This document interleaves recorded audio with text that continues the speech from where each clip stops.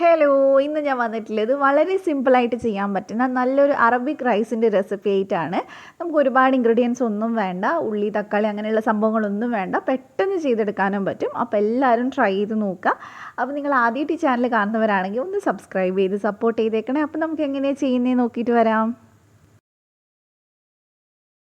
അപ്പോൾ ഇത് ഉണ്ടാക്കാനായിട്ട് ഞാനിവിടെ ബസ്മതി അരി എടുത്തിട്ടുള്ളത് 1.5 കപ്പ് അരി എടുത്തിട്ടുണ്ട്. ഞാൻ 2 ബ്രാൻഡിൻ്റെ ആണ് എടുത്തിട്ടുള്ളത്, അതുകൊണ്ടാണ് 2 കളറിൽ കാണുന്നത്. രണ്ടും ഒരേ വേവ് ആയതുകൊണ്ട് അങ്ങനെ എടുത്തതേ ഉള്ളൂ.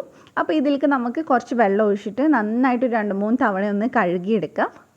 നമ്മൾ സാധാരണ ഫ്രൈഡ് റൈസ് ഉണ്ടാക്കുന്ന അരിയാണെങ്കിലും അല്ലെങ്കിൽ പിന്നെ നമ്മൾ കബ്സ മന്തിയൊക്കെ ഉണ്ടാക്കുന്ന അരിയാണെങ്കിലും ഒന്നും കുഴപ്പമില്ല. അപ്പോൾ നന്നായിട്ട് ഞാനിത് കഴുകിയെടുത്തിട്ടുണ്ട്. അപ്പോൾ നന്നായിട്ട് കഴുകിയതിന് ശേഷം നമുക്കിതൊന്ന് കുതിർത്തി വെക്കണം. അപ്പോൾ ഞാൻ കുറച്ചും കൂടെ വെള്ളം ഒഴിച്ച് കൊടുക്കുന്നുണ്ട്. അപ്പോൾ നമ്മളിത് ഒരു 20 മിനിറ്റെങ്കിലും കുറഞ്ഞതൊന്ന് കുതിർത്തി വെക്കുക. ഒത്തിരി നേരം വെക്കേണ്ട, ഒരു 20 മിനിറ്റ് അല്ലെങ്കിൽ ഒരു അരമണിക്കൂർ അടുത്ത് അത്രയും വെച്ചാൽ മതി. അപ്പോൾ ഇനി നമുക്ക് ഒരു അരമണിക്കൂർ കഴിഞ്ഞിട്ട് നോക്കാം. അപ്പോൾ അത് ഇപ്പോൾ നന്നായിട്ട് ഇത് കുതിർന്ന് വന്നിട്ടുണ്ട്.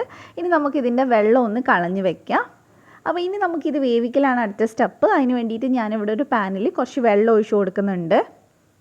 നമ്മൾ എത്രയാണോ അരി എടുത്തിട്ടുള്ളത് അതിൻ്റെ ഒരു 3-4 ഇരട്ടി വെള്ളം എടുക്കുക. അപ്പോൾ ഇനി നമുക്ക് ഇതിലേക്ക് ആവശ്യത്തിനുള്ള ഉപ്പ് ചേർത്ത് കൊടുക്കുക. ചോറിലേക്ക് വേണ്ടുന്ന അത്രയും ഉപ്പ് ചേർത്ത് കൊടുക്കണം. പിന്നെ നമ്മൾ ചേർക്കുന്നത് ഒരു പകുതി നാരങ്ങയാണ്. അപ്പോൾ അതും കൂടി നമുക്ക് ഇതിലേക്ക് പിഴിഞ്ഞ് ചേർത്ത് കൊടുക്കാം.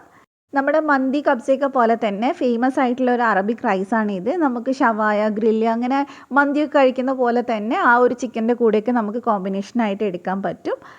അപ്പോൾ ഇനി നമ്മൾ ഇതിലേക്ക് ഒരു 1/4 ടീസ്പൂൺ മഞ്ഞൾപ്പൊടിയും കൂടി ചേർത്തിട്ടുണ്ട്. 1/4 ടീസ്പൂണിൻ്റെ 1/2 ടീസ്പൂണിൻ്റെ ഇടയ്ക്ക് അത്രയാണ് ഇട്ട് എടുത്തിട്ടില്ല. അതും ചേർത്ത് മിക്സ് ചെയ്തെടുക്കുക.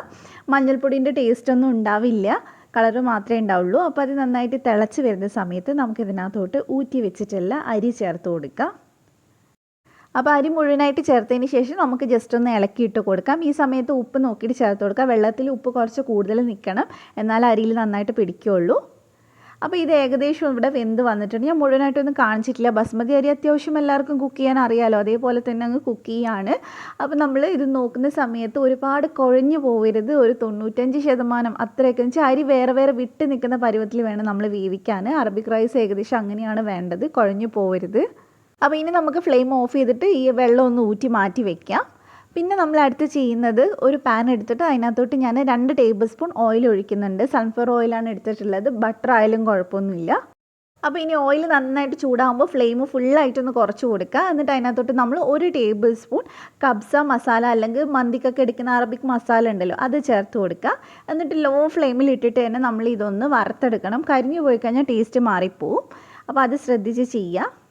ഇപ്പോൾ ഏകദേശം ഒന്ന് ചെറുതായിട്ടൊന്ന് ആ ഒരു മണമൊക്കെ മാറി, പച്ചമണമൊക്കെ മാറി വന്നിട്ടുണ്ട്, ചെറിയൊരു സ്മെല്ലൊക്കെ വന്ന് തുടങ്ങിയിട്ടുണ്ട്. ഇത്രയും മതി. ഇനി നമുക്ക് ഇതിൻ്റെ ഫ്ലെയിം അങ്ങ് ഓഫ് ചെയ്യാം. അപ്പോൾ ഇനി ചൂടാറുന്നതിന് മുമ്പ് തന്നെ നമ്മൾ നല്ല ചൂടുള്ള ചോറിലേക്ക് ഇതങ്ങോട്ട് ഒഴിച്ചു കൊടുക്കുകയാണ് ചെയ്യുന്നത്. എന്നിട്ട് പിന്നെ മിക്സ് ചെയ്യൊന്നും വേണ്ട, ഇത് നമ്മൾ അടച്ച് വെക്കുക. എന്നിട്ട് ഒരു 10 മിനിറ്റ് കഴിഞ്ഞിട്ട് നമ്മൾ ഇതൊന്ന് തുറന്നാൽ മതി. അപ്പോഴേക്കും മസാല നന്നായിട്ട് അതിലേക്ക് പിടിക്കും. ഇപ്പോൾ ഒരു 10 മിനിറ്റ് ഒക്കെ കഴിഞ്ഞിട്ടുണ്ട്. ഇനി നമുക്ക് തുറന്നിട്ട് ഈ മസാല എല്ലാവരുടെയും ആവണ രീതിയിൽ നന്നായിട്ട് മിക്സ് ചെയ്തെടുക്കുക. നല്ലൊരു സ്മെല്ലൊക്കെയാണ് കേട്ടോ. നമ്മൾ ഇതിലേക്ക് ആ ഒരു മസാല ചേർത്തുകൊണ്ട് തന്നെ നല്ല ഫ്ലേവറാണ് ചോറിന് ഉണ്ടാവുക. നമുക്ക് ഷവായിയുടെ കൂടെയും ഒക്കെ കഴിക്കാൻ പറ്റുന്ന നല്ലൊരു റൈസാണ്. ഇതിൻ്റെ കൂടെ ഒരു തക്കാളി ചട്നിയും മയണൈസൊക്കെ ഉണ്ടെങ്കിൽ സംഭവം അടിപൊളിയായി. അപ്പോൾ എല്ലാവരും ഒന്ന് ട്രൈ ചെയ്ത് നോക്കുക. നമ്മളിത് സെർവ് ചെയ്തിട്ടുണ്ട്. ഞാൻ മയണൈസിൻ്റെയും ഗ്രീൻ ചട്നിയുടെയും കൂടെയാണ് സെർവ് ചെയ്തിട്ടുള്ളത്. അപ്പോൾ എല്ലാവരും ട്രൈ ചെയ്യുക, എന്നിട്ട് ഫീഡ്ബാക്ക് പറയാം. നമുക്ക് എപ്പോഴും നെയ്ച്ചോറും മന്തിയൊക്കെ ആക്കുന്നതിന് പകരമായിട്ട് ഇടയ്ക്കൊന്ന് ട്രൈ ചെയ്ത് നോക്കാൻ പറ്റുന്നതാണ്. അറബിക് റൈസ് ഇഷ്ടമുള്ളവർക്ക് ഇതെന്തായാലും ഇഷ്ടമാവും. അപ്പോൾ നമുക്ക് മറ്റൊരു നല്ല റെസിപ്പി ആയിട്ട് വീണ്ടും കാണാം. Thank you for watching.